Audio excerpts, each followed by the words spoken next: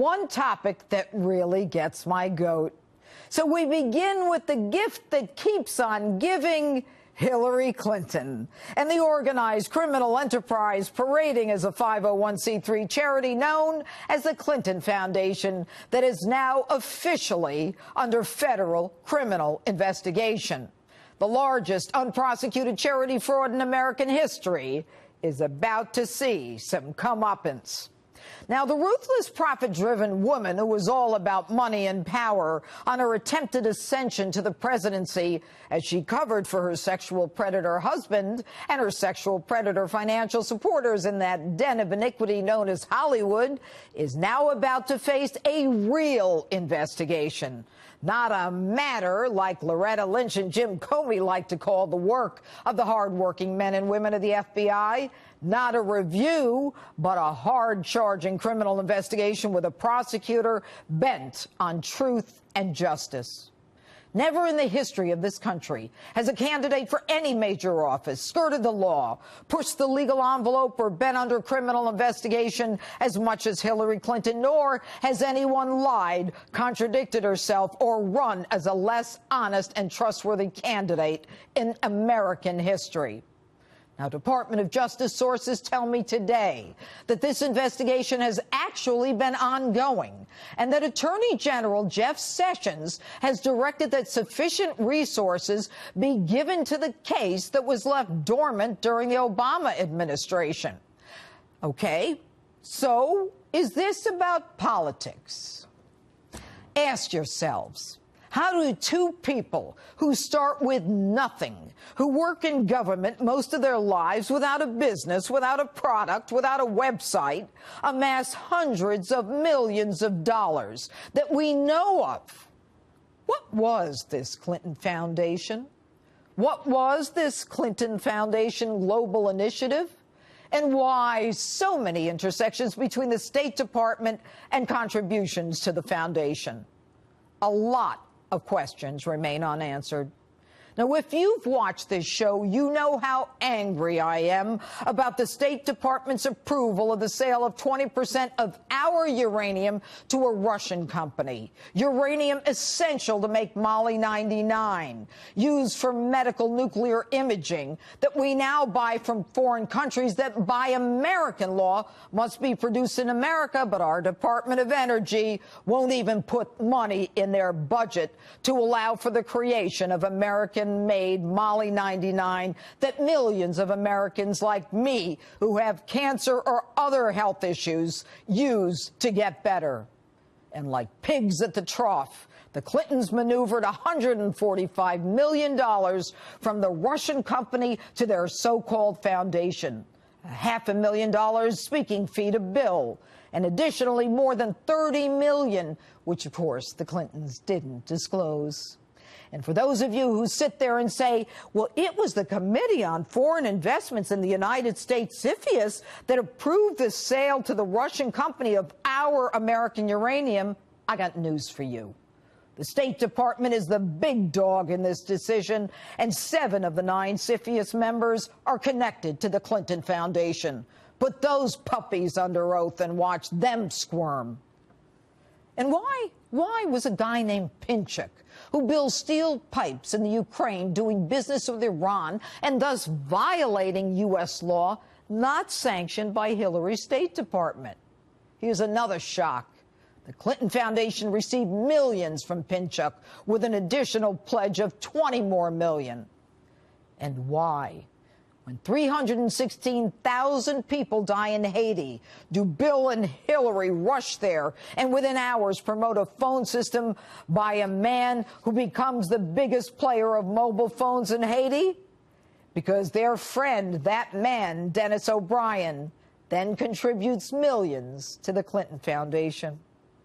The Clintons' influence peddling was on a global scale, with Bill as the world's middleman, setting American foreign policy to coincide with the flow of hundreds of millions of dollars to the foundation, as well as cash, directly into Bill's pocket and ultimately to Hillary. I'm not going to go through it all, But according to Charles Ortel, an expert in analyzing forensic records like these, there's been no real audit of this alleged charitable foundation, which spends more money on salaries, expenses, airfare of mostly Clinton comrades and former Clinton campaign workers. There was also no explanation of payments to members of the Clinton Foundation for the services and reimbursement of expenses by donors to the foundation. If you're wondering what that means, think money laundering. Still skeptical? I ask, how many of you have ever seen a hospital wing or a medical center with the name the Clinton Wing or the Hillary Clinton Center for Women's Medical Health? None, because there are none. Their big kahuna is that they're working on a drug to cure AIDS, which they pursued as part of their presidential library. The Clinton Foundation was promoting the use of potentially adulterated HIV and AIDS drugs from 2003 to 2009 when Rod Rosenstein was a U.S. attorney in Maryland. He won a $500 million penalty against the Indian manufacturer of the generic drug, but no finding against the Clintons. Why, when he was the United States attorney, did Rosenstein fail to require the laureate education and Clinton Foundation to explain how the Clinton Global Initiative University was organized? Tax filings for 6 years do not explain what Bill Clinton did for $18 million paid to him as a part-time chancellor while he held roles at the Clinton Foundation. Why? Because it's all the same players who we now know rigged the investigation of Hillary's email case. And for all those naysayers who say this is nothing more than a deflection from the Mueller investigation, I got a tip for you. Keep your mouths shut. This is as dirty as it gets. Mueller was the head of the FBI for all the years that the Clinton Foundation was protected, and Jim Comey was the Deputy Attorney General for all those years. And if we've learned anything in the last 6 months, it's that Jim Comey's rigged the investigation for his friend Hillary and made sure that Bob Mueller would be appointed so that they could cover their own butts while trying to point a finger at the president, who has done nothing but improve our economy, our safety, our security, and our independence. That's my open. Tell me what you think on my Facebook page, Twitter, and Instagram. Hashtag Judge Janine. Megyn Kelly didn't have the 2017 she likely thought she would. After leaving Fox News to headline her own morning talk show for NBC, Megyn Kelly Today, the former anchor has been repeatedly slammed by audiences and critics for her many awkward gaffes. Here's a look at some awkward Megyn Kelly interviews that will make you cringe. The cast of Will and Grace.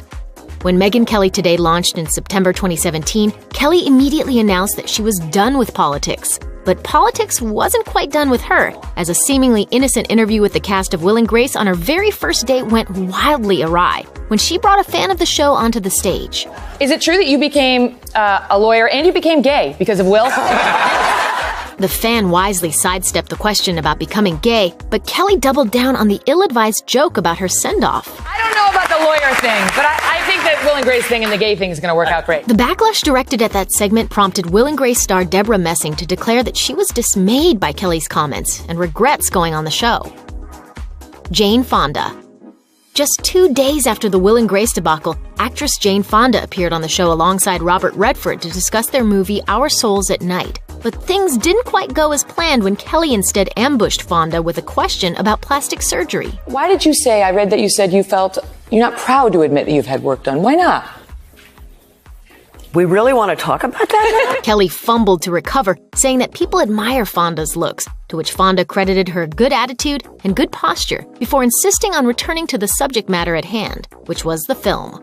Fonda later revealed that she was displeased by the question because it wasn't the right time or place to address that issue. The Menendez brothers. When the TV series Law & Order True Crime, The Menendez Murders, came out in September 2017, Kelly piggybacked on the hype by airing an interview with Lyle Menendez, who along with his brother Eric was convicted for the 1989 murder of their parents. Critics had a field day, slamming Kelly for offering up softball questions in an interview that was short on substance and long on fluff. One detective who'd been part of the original case blasted Kelly's segment for pandering to Menendez, saying, "I thought the whole thing was self-serving to Lyle." Suzanne Summers.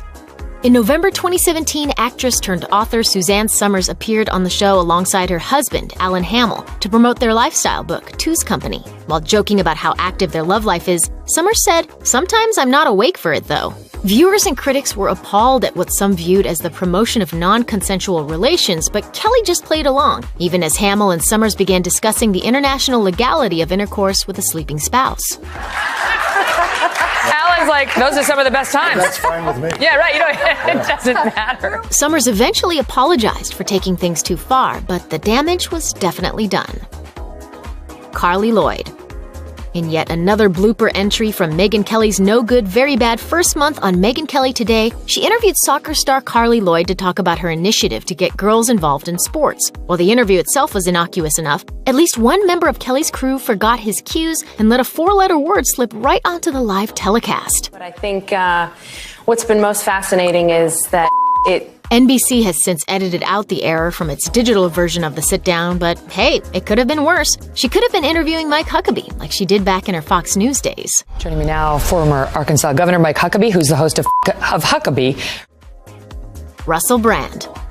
There's no doubt that Russell Brand has made an entire career out of being extreme, and he certainly brought his trademark over-the-top enthusiasm to the set of Megyn Kelly Today in October 2017. At the time of his appearance, Kelly's show had just been through a widely maligned first week, so he attempted to comfort her with a series of saccharine compliments that were secondhand embarrassing. And I love you in the daytime. Well done coming into the glorious light. You seem beautiful here. It's like you've escaped. You're like an escaped stormtrooper who's took his helmet off to reveal great beauty. That's just weird. But it was also just the start, as he later waxed poetic after she read a passage from his book Recovery, Freedom from Our Addictions. God, you should have done the audiobook. That was amazing. Is that incredible gravitas? Now that I meet you as an actual human being, I feel appalled that anyone would ever be rude to you. You're glorious.